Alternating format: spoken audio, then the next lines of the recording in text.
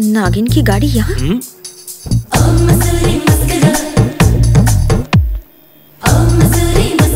नागिन डसने के मूड में लग रही है।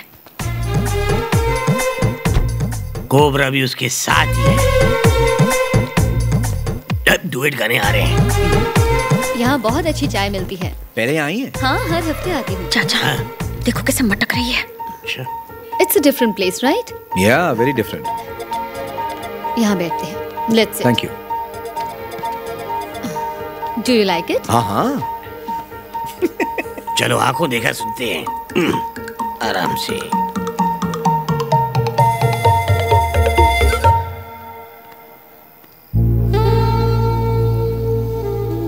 राम बाबू, क्या तुमने पहले कभी किसी लड़की से प्यार किया है? बोलो ना, गंगा से प्यार करता हूँ। नहीं, कभी नहीं। तुम्हारी और मेरी जिंदगी की कहानी बिल्कुल एक जैसी है। मुझे लग ही रहा था तुमने भी किसी से प्यार नहीं किया होगा। शांत शांत।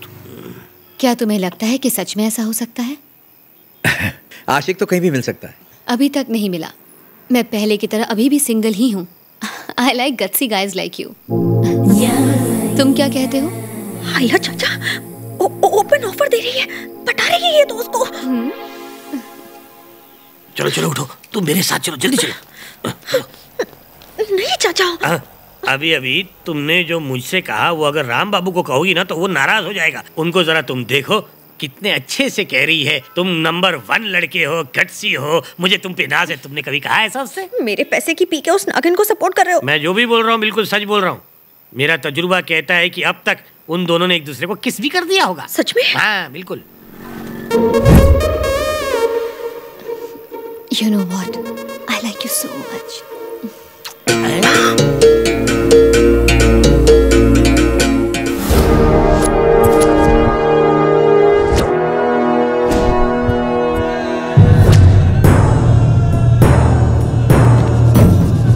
टाइम हो गया छोटे सर, लोग इंतजार कर रहे हैं। पी लूं तभी तो बोल पाऊंगा, बाकी बाद में। चला। राणा बाबू जिंदाबाद, राणा बाबू जिंदाबाद, राणा बाबू जिंदाबाद, राणा बाबू जिंदाबाद, राणा बाबू जिंदाबाद, राणा बाबू जिंदाबाद, राणा बाबू जिंदाबाद, राणा बाबू जिंदाबाद, राणा बाबू जिंदाबाद, राणा बाबू जिंदाबाद। आज मुझे पता चल गया कि मेरा जन्म किस लिए हुआ है। अपनी जिंदगी का असली मकसद पता चला। आंखों के सामने ये जन सैलाब देख के मैं समझ गया कि यहाँ के लोग मुझे कितना चाहते हैं। आपकी तरह मैं भी इस पवित्र मिट्टी में खेल के बड़ा हुआ हूं। कसम इस प्रदेश की, मेरा जीवन आपकी सेवा के लिए है।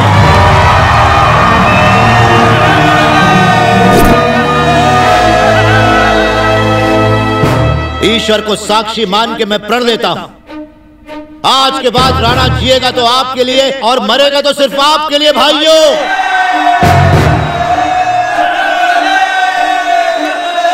बस आज के बाद ना तो कोई आंसू बहाएगा और ना ही कोई खाली पेट सोएगा। जब तक इस राज्य के हर एक भाई और बहन को 2 वक्त की रोटी नसीब नहीं होती, मैं दिन में सिर्फ एक बार अन्न ग्रहण करूंगा। जी तोड़ मेहनत करना, दिन रात एक करके अपने परिवार को पालना, फिर भी आज हम भाइयों के घर में खाना नहीं है। कौन जिम्मेदार है इसके लिए? कौन? दूसरे राज्य से आए हुए लोग जो हमारे राज्य को दोनों हाथों से लूटने में लगे हुए हैं। उन बिहारियों को, उत्तर प्रदेशियों को, पंजाबियों को, बंगालियों को और भी कईयों को मैं किसी को भी बख्शने वाला नहीं हूं। स्कूल, मंदिर, होटल, दुकान, बड़ा पाव के ठेले सब उनके हैं। ये लूट मार कब तक चलेगी? बताओ कब तक? अब बस, जो हमारी जमीन को लूट के खा रहे हैं, इन लुटेरों को धक्का मार के निकालो। नहीं चाहिए हमें बिहारी टैक्सी वाले, नहीं चाहिए हमें यूपी के सब्जी वाले, नहीं चाहिए हमें पंजाबी ढाबे। मारवाड़ियों का धंधा चौपट कर देंगे और गुजरातियों को निकाल फेंकेंगे। ये राज्य सिर्फ और सिर्फ हमारा है। ये राज्य सिर्फ हमारे बच्चों का है। इस पर उन्हीं का हक है। अगर हमारे राज्य में कोई बाहर का आया तो हम उसे काट कर फेंक देंगे आपके हक के लिए। अगर मुझे मरना भी पड़ा तो कोई गम नहीं। आप सब तैयार हैं?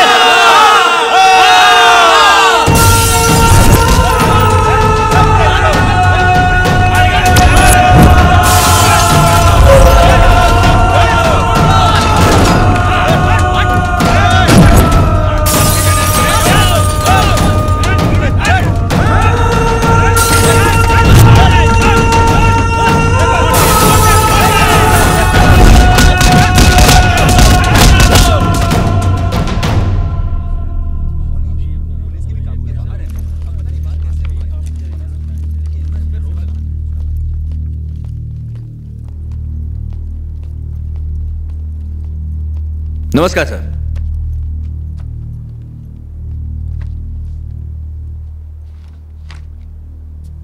सर, हमारी रिपोर्ट पुलिस और इंटेलिजेंस की रिपोर्ट से ज्यादा पक्की है और सबूतों के साथ है। इनमें उन जगहों की फोटो हैं जहां पर लोगों पर ज्यादतियां हो रही हैं। आप जितना सोच रहे हैं हालात उससे 10 गुना ज्यादा सीरियस हैं। सरकारी आंकड़े अगर 10 की मौत बताते हैं तो असलियत में 100 मारे जाते हैं, और अगर 100 की मौत बताते हैं तो हकीकत में 1000 हताहत होते हैं। पड़ोसी राज्य के लोगों को पकड़ पकड़ के मारा जा रहा है, उनकी प्रॉपर्टी पर हमला करके उन्हें लूटा जा रहा है। माएं अपने बच्चों के साथ दर दर की ठोकरें खा रही हैं। ये कोई आंदोलन नहीं, अराजकता है। इस फाइल में हमने वो जानकारी दी है जो हम जर्नलिस्ट ने दिन रात एक करके इकट्ठी की है। Please take it as a complaint. आपसे रिक्वेस्ट है कि एफआईआर दर्ज करवाइए और राणा को गिरफ्तार करवाइए।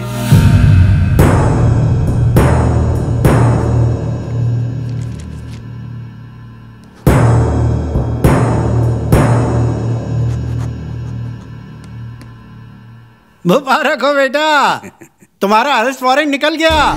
हम लोग मंदिर में 51,000 नारियल चढ़ाएंगे। अब जल्दी से तुम अपने गेस्ट हाउस में पहुंच जाओ। मैं पहले से यही हूँ पापा। तू सीएम बनने वाला है। तू जब तक जेल में रहेगा मैं सारे राज्य में आग लगा दूंगा। राज्य के आंदोलन ने एक नया मोड़ लिया है। पॉलिटिशियन राणा के खिलाफ वारंट निकला है। कार्यकर्ताओं का कहना है कि इससे आंदोलन में कोई फर्क नहीं पड़ेगा।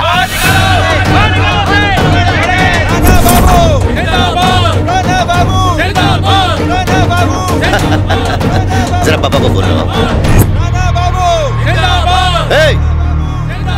उसको जरा यहाँ भेजना।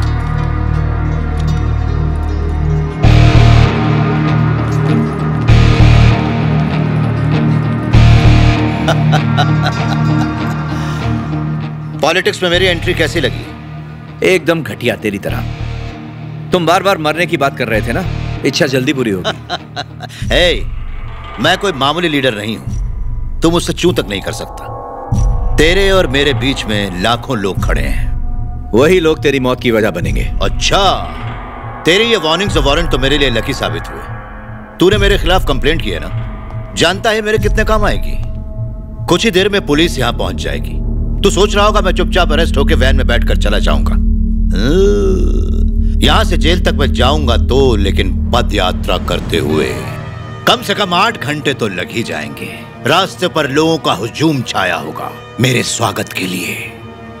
सारे राज्य का कारोबार आज मेरी वजह से ठप पड़ जाएगा। टीवी पर, हर न्यूज चैनल पर सिर्फ एक ही एक शख्स छाया होगा। क्या सोच रहा है तू? हाँ, अगर तुम मीडिया वाले मेरे बारे में ना लिखो, मुझे टीवी पर ना दिखाओ, तो क्या मैं गायब हो जाऊंगा?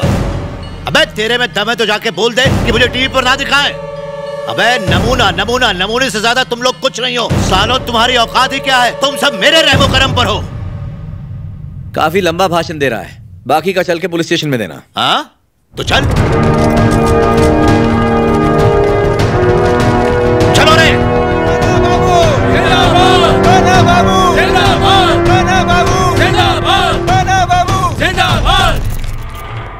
राणा शिंदे को जब पुलिस अरेस्ट करने पहुंची तो वो पैदल ही अपने कार्यकर्ताओं के साथ पुलिस स्टेशन के लिए निकल पड़े। जीजा जी, प्रोग्राम चालू हो गया है। दारू गटकिए और मजा लीजिए।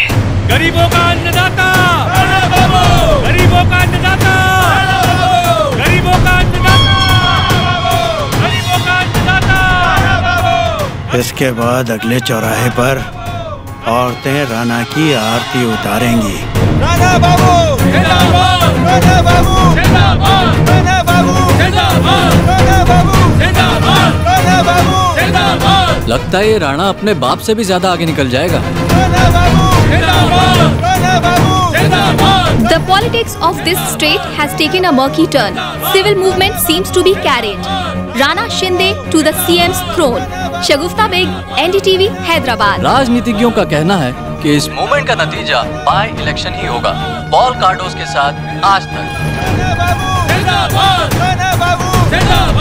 बच्चा हो, बूढ़ा हो, जवान हो या औरत हो, सबकी जुबान पर सिर्फ एक ही नाम है, राणा बाबू, राणा बाबू।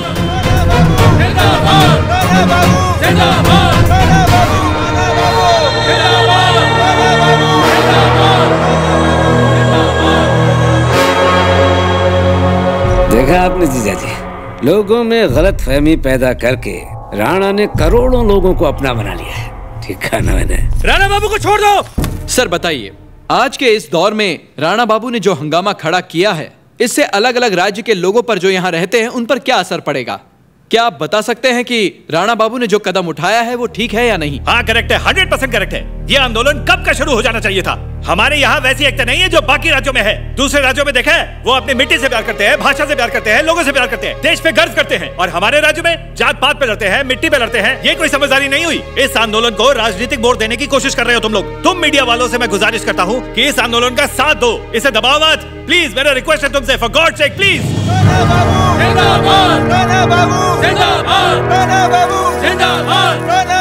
अरेस्ट होने से पहले मैं तुम्हारा इंटरव्यू लेना चाहता हूँ। राणा, इससे मत उलझो। अगर तुम्हें तेलुगु लोगों की सच में परवाह है तो मुझसे बात करो। राणा, चलते रहो। hey! क्या कहा? तू चाहता क्या बे? इस प्रदेश की जमीन को तुम अपनी माँ की तरह समझते हो? अगर मेरी माँ मुझसे कहे तो मैं अपनी जान तक भी दे दूं। क्या तुमने अपनी इस माँ को देखा है? hey! क्या कहा? सवाल पूछने की तमीज नहीं है क्या? जैसे ये जमीन हमारी माँ है, वैसे ही बाकी राज्यों की भी माँ होगी ना? अबे माँ तो सभी की होती, पता नहीं क्या? यानी तुम्हें बाकी राज्यों की माँ से नफरत है? हाँ, नफरत है। अच्छा, अगर किसी वजह से तमिलनाडु पर बुरा वक्त आ पड़ा तो तुम उसकी मदद करोगे या नहीं? मुझे क्या पता? इसका मतलब हमारी माँ को तमिल की माँ, गुजरात की माँ, पंजाब की माँ, बंगाल की माँ से नफरत है। तुम यही कहना चाहते हो ना?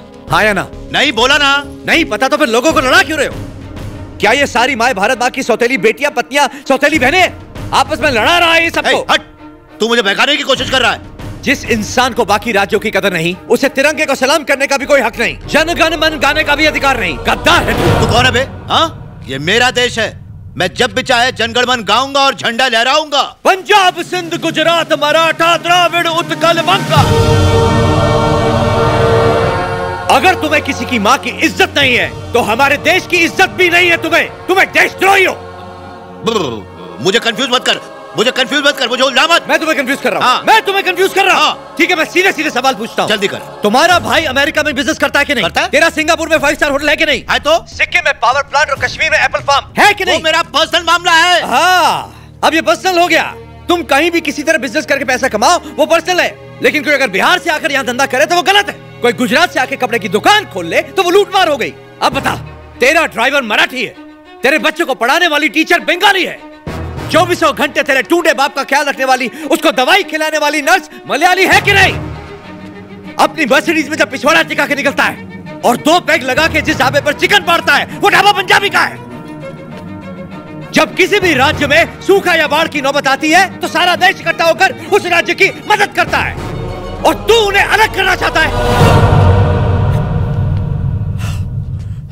इस बारे में आप कुछ कहना चाहेंगे? क्या बात है राम बाबू, कमाल कर दिया।